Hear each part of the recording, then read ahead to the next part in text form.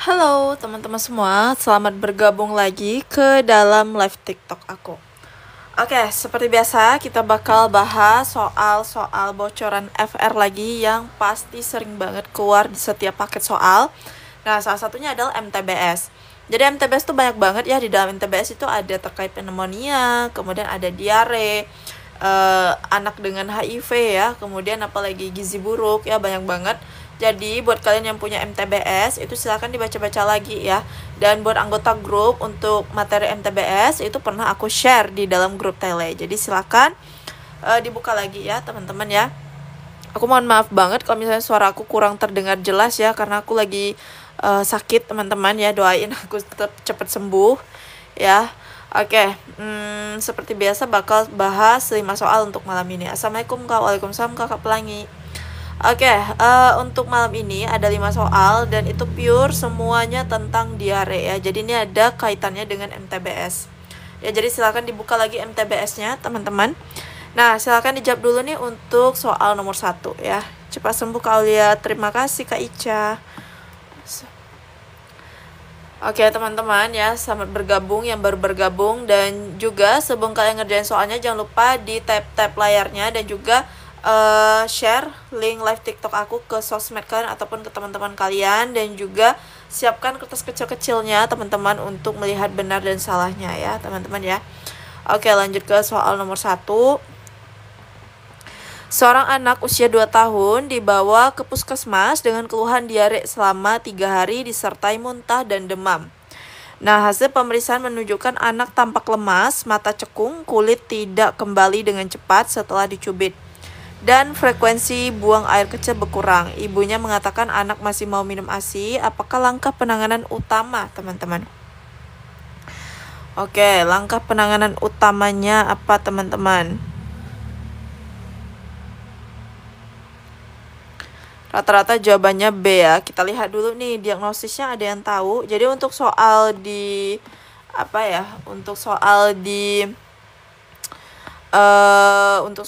ujian teman-teman itu ada yang misalnya nih keluar kasusnya kayak gini, yang ditanyakan adalah diagnosisnya apa. Nah, itu ada di MTBS teman-teman ya. Silakan dibaca-baca lagi ya. Ini cari tahu dulu ini diarenya diare dengan apa. Jadi untuk diare itu ada kategori ya. Diare tanpa dehidrasi, kemudian diare dehidrasi ringan sedang, kemudian satu lagi ada diare dengan dehidrasi berat. Nah, kalau misalnya dia terinfeksi bakteri ya biasanya itu disentri ya teman-teman. Kalau disentri itu dia terpapar bakteri kolera teman-teman. Biasanya itu dia BAB-nya berdarah ya kalau untuk kolera. Nah, ini kira-kira masuk ke dehidrasi, ada yang sedang, ada yang berat. Kira-kira mana nih? Sedang, ringan sedang, atau berat, teman-teman? Nah, kita lihat dulu nih tanda-tandanya. Anaknya itu tampak lemas ya, lemas, kemudian matanya cekung, kulit tidak kembali dengan cepat setelah dicubit ya, frekuensi buang air kecil berkurang, dan di sini anak masih mau minum. Nah, ini tuh sebenarnya tanda-tanda dehidrasi ya. Tanda-tanda dehidrasi itu dari mana? Yaitu turgor ya, teman-teman ya. Turgor, untuk pemeriksaan turgor itu dengan cara dicubit perutnya ya, teman-teman ya. Cubit perut anaknya. Kalau misalnya kembalinya cepat, itu artinya dia tidak dehidrasi. Nah, tapi di sini dia kembalinya lambat ya. Kemudian ada juga matanya cekung. Nah, ini masuk ke dalam dehidrasi. Nah, tapi dehidrasi itu dibagi lagi, ada dehidrasi berat dan juga ringan sedang. Kira-kira untuk soal ini dia masuk ke diare apa, teman-teman? Diare dengan dehidrasi apa nih? Diare dehidrasi apa? Ya, ini dikatakan diare dehidrasi, aku naikin lagi ya. Diare dehidrasi ringan sedang, teman-teman. Kenapa aku bilang ringan sedang? Karena di sini anaknya masih mau minum ya, masih mau minum. Jadi kalau dehidrasi berat itu kalian bisa buka sendiri di MTBS ya. Untuk dehidrasi berat itu yang pertama mata cekung, kemudian kesadarannya letargis atau dia tidak sadar. Nah, sedangkan si pasien ini tuh masih sadar, cuman kondisinya aja lemas ya, karena kekurangan cairan tadi. Nah, kemudian apalagi nih? Kalau untuk dehidrasi berat ya, itu turgor kulitnya saat dicubit itu kembalinya sangat lambat, teman-teman ya. Jadi untuk dehidrasi berat itu sangat-sangat lambat. Nah, sedangkan di sini itu kulitnya itu tidak kembali dengan cepat. Ya, jadi dia tidak ada dikatakan sangat lambat kembalinya, nggak ada. Cuman dia bilang kembalinya lambat seperti itu. Nah, itu masuk ke dalam dehidrasi ringan sedang. Nah, ditambah lagi si anak juga masih mau minum, sedangkan dehidrasi berat itu anaknya udah sama sekali nggak mau minum, teman-teman. Ya, nah, jadi langkah penanganan utama untuk kondisi ini. Artinya yang ditanyakan adalah langkah pertama sekali yang harus dilakukan, teman-teman. Udah tahu nih anaknya dehidrasi, kira-kira langkah utamanya apa? Udah tahu ya, dia dehidrasi ringan sedang. Nah, dehidrasi ringan sedang itu kalau di MTBS itu harus dengan terapi apa, teman-teman? Terapi B ya, teman-teman ya. Nah, jadi untuk soal nomor 1 ya kita lihat, berikan antibiotik karena kemungkinan diare akibat infeksi bakteri. Nah, itu dia tadi aku bilang ya, teman-teman ya. Nah, untuk diare karena infeksi bakteri itu bisa karena Escherichia coli ataupun kolera ya. Kalau kolera salah satu gejalanya yang kasat mata ya, teman-teman, itu di pupnya atau di BAB-nya itu ada darah ya, itu kemungkinan terinfeksi kolera dan itu boleh diberikan antibiotik ya. Nah, tapi di sini kan tidak dikatakan seperti itu. Jadi yang A bukan ya. Nah, lanjut ke yang B, segera rujuk ke RS untuk terapi cairan intravena. Nah, jadi di sini anaknya itu masih mau minum. Jadi untuk ini penanganan utamanya itu tidak perlu dirujuk kecuali nih kalau misalnya ternyata memberat. Ya, jika terjadi memberat ya, gejala yang lainnya tiba-tiba anaknya jadi nggak mau minum, kemudian jadi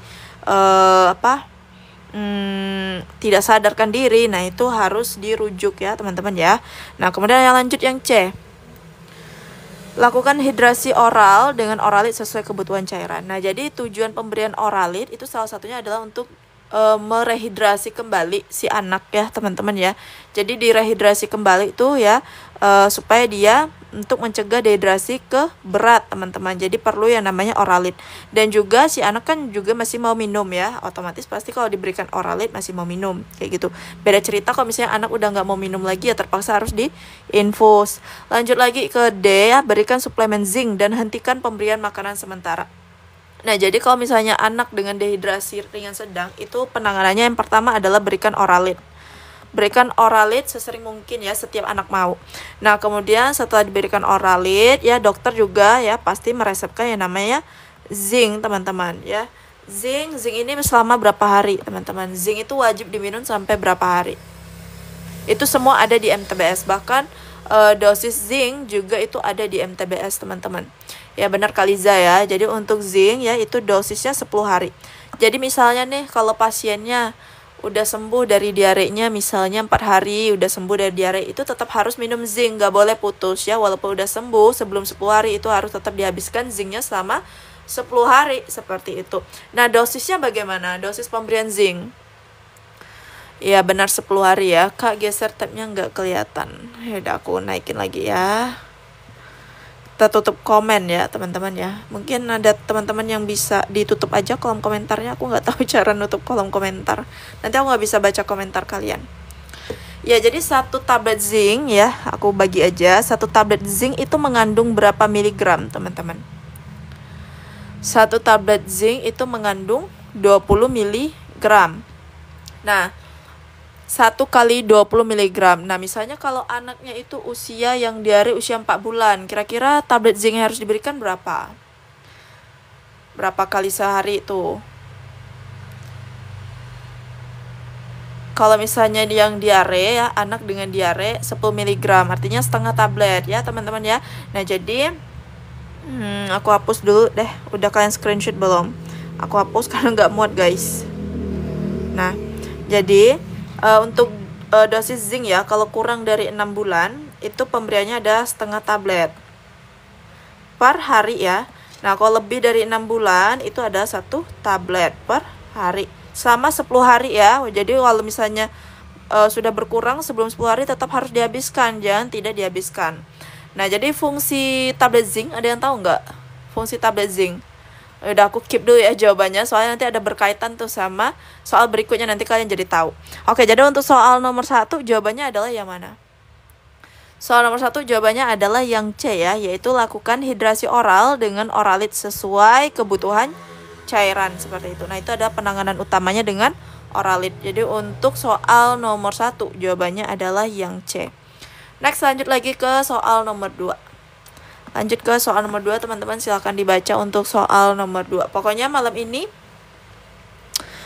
fokus ke soal diare ya, karena banyak banget keluar waktu uh, ujian FR ya. Dari bocoran-bocoran FR itu banyak banget yang dapat diare. Rata-rata setiap paket soal itu pasti ada diarenya kayak gitu. Kayaknya untuk materi diare itu belum pernah aku bahas lah ya, bahas sekilas-kilas doang.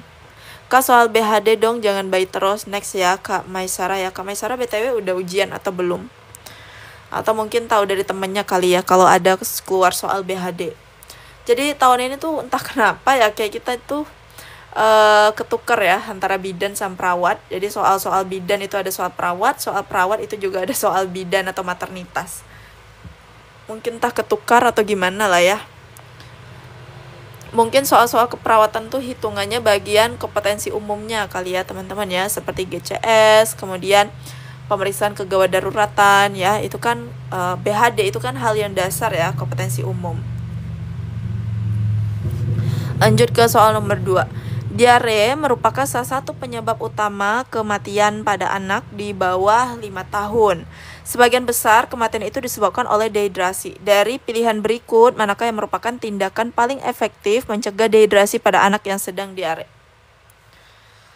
Kohor Kak, untuk kohor udah pernah aku bahas juga ya, tapi nanti kalau misalnya ada waktu, aku bahas lagi untuk soal kohor. Entah mungkin besok atau lusa ya, pokoknya tungguin aja. Nah, ini mencegah dehidrasi. Mencegah dehidrasi yaitu dengan pemberian oralit sesuai kebutuhan cairan atau melakukan pemberian infus atau cairan intravena. Mana teman-teman? Pahami lagi ke pertanyaan konteksnya. Yang ditanyakan adalah cara paling efektif untuk mencegah ya, ini yang perlu digarisbawahi, yaitu adalah mencegah dehidrasi. Mencegah dehidrasi itu artinya ada supaya bayinya tidak mengalami dehidrasi, yaitu adalah dengan apa?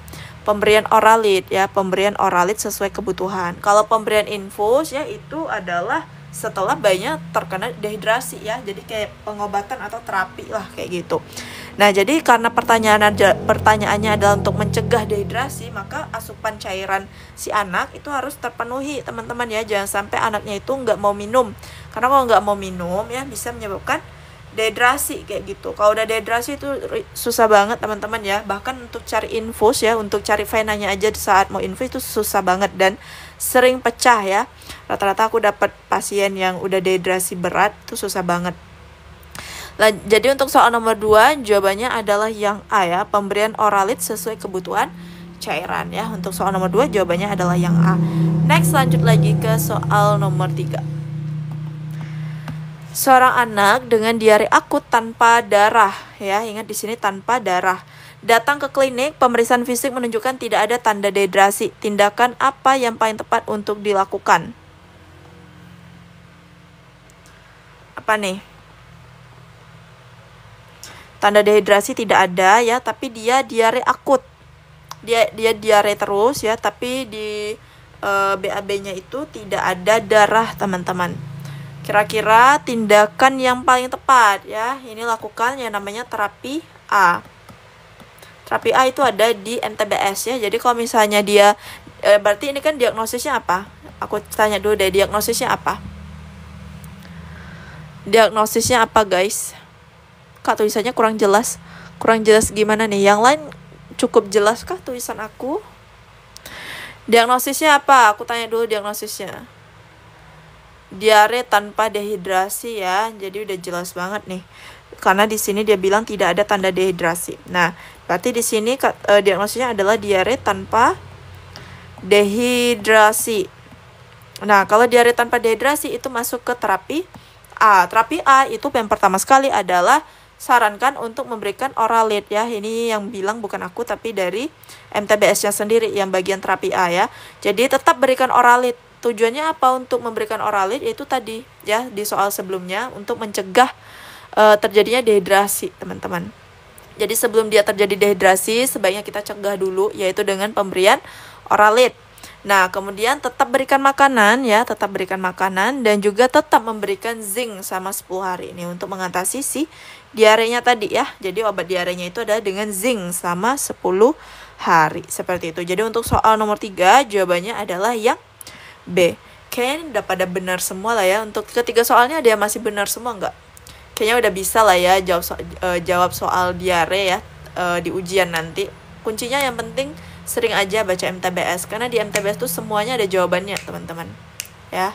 Semua pertanyaan itu udah ada jawaban penanganannya di MTBS.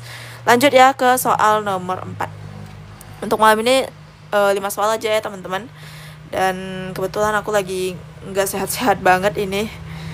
Oke, lanjut ke soal nomor 4. Diare pada anak sering disebabkan oleh infeksi virus. Nah, manakah tindakan pencegahan yang paling efektif untuk menurunkan angka kejadian diare pada balita? Kalau live jam berapa aja sih, Kak? Untuk live aku tuh tergantung waktu aku. Kalau misalnya sesempat aku, kalau misalnya aku sempatnya jam 7, aku jam 7 live. Tapi kalau aku sempatnya jam 8, bisa aja jam 8 malam aku live. Ataupun jam setengah 8 ya. Jadi pentingnya kalian follow TikTok aku biar kalian tahu tuh jadwal-jadwal live aku yang biasa aku post di story TikTok aku ataupun di Instagramnya Lolos ASN ya, di IGS Lolos ASN. Kalian bisa follow Instagramnya. Oke, jadi ada beberapa diare ya yang disebabkan oleh infeksi virus. Ada yang tahu virusnya apa? Nama virusnya ada yang tahu, teman-teman? Ini udah pernah dibahas ya sebelumnya ya, udah pernah dibahas. Ada yang tahu virusnya apa? Ada yang tahu virusnya apa, teman-teman? Diare pada anak itu disebabkan salah satunya dengan infeksi virus. Virusnya virus apa? Coba komen-komen di kolom komentar. Escherichia coli. Kalau Escherichia coli itu bakteri, teman-teman. Ini virus.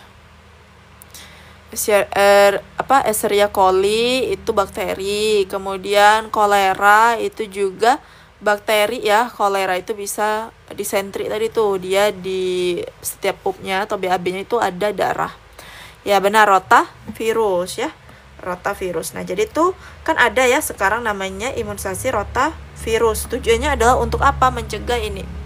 Infeksi virus ya, diare karena infeksi virus tersebut, teman-teman. Jadi kebanyakan kasus kematian anak di bawah 5 tahun itu salah satu penyebabnya adalah dari diare, teman-teman. Jadi jangan main-main sama diare, apalagi kalau udah sampai ke dehidrasi.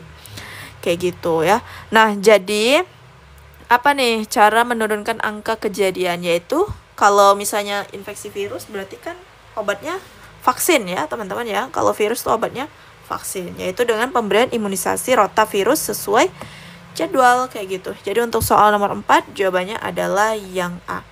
Jadi kalau dehidrasi ya, anak-anak udah dehidrasi teman-teman, itu sel-sel tubuhnya bisa mati, kekurangan oksigen, kekurangan cairan dan segala macam ya, dan sel-selnya itu tidak bisa normal lagi bekerjanya, jadi bisa menyebabkan kematian juga. Itu bahaya kalau pasien-pasien dehidrasi ya, contohnya juga shock ya, misalnya kayak gitu.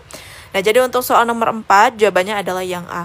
Lanjut ke soal yang terakhir. Nah, ini dia soal yang terakhir, soal nomor 5. Nah, ini berkaitan tadi fungsi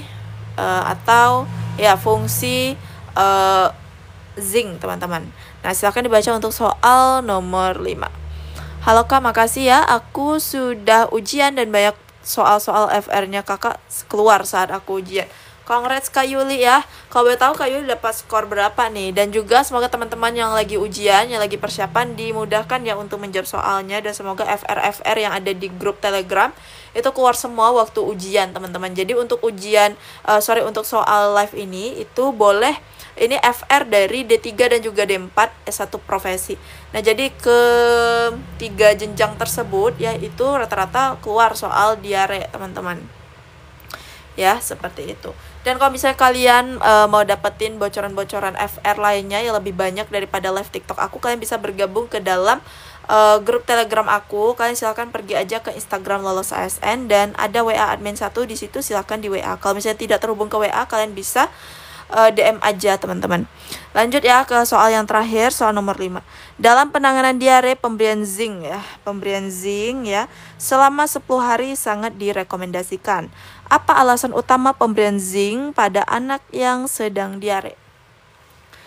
Ada yang jawab C, ada yang jawab E ya, teman-teman ya. Kita lihat dulu. Kalau yang A, zinc membantu membunuh bakteri penyebab diare. Ingat ya, teman-teman ya.